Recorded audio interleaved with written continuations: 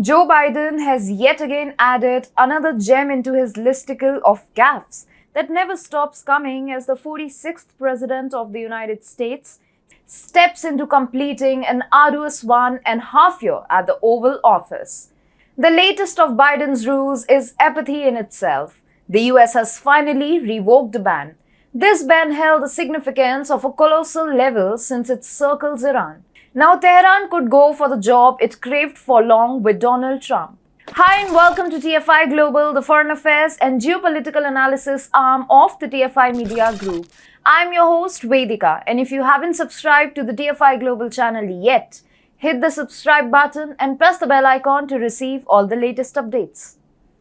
Sometimes in April, when the JCPOA talks were loitering at a slow pace, Iran thought it was the time to reignite the long-held rivalry with the West over a war cry.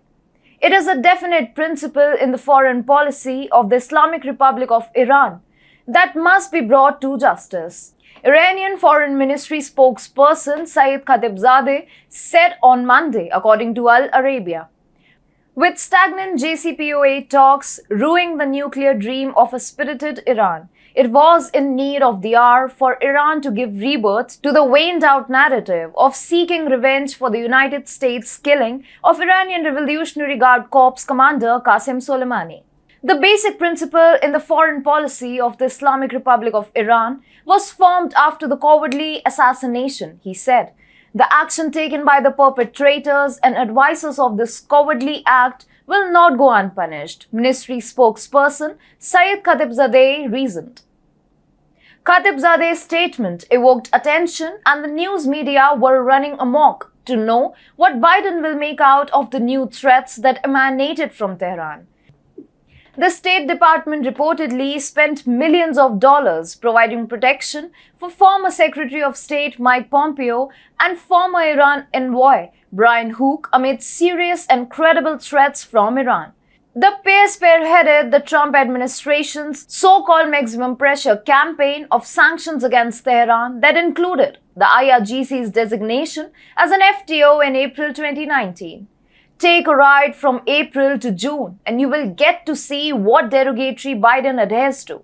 Iranian men who served in the Islamic Revolutionary Guard Corps as part of their compulsory military service will now be allowed entry into the United States, a US Secretary of Homeland Security and Secretary of State's latest notice says. The entry ban on these individuals will be lifted, provided they satisfy relevant agency authority that the individual poses no danger to the safety and security of the United States, the statement said. In recent times, it was palpable how US danced flawlessly to the tunes that Tehran played. Whether it be JCPOA or the delisting of terrorist outfit IRGC, Tehran astutely chiseled out to become a Svengali to the US.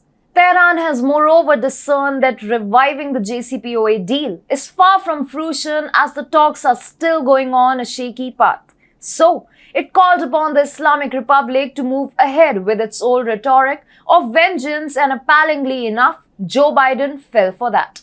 One of the reported obstacles to a revived nuclear deal was the designation of the IRGC as a foreign terrorist organization and the lifting of sanctions on the organization. Last month, however, an American report suggested US President Joe Biden pulled the plug on delisting the IRGC and told outgoing Prime Minister Naftali Bennett of his decision.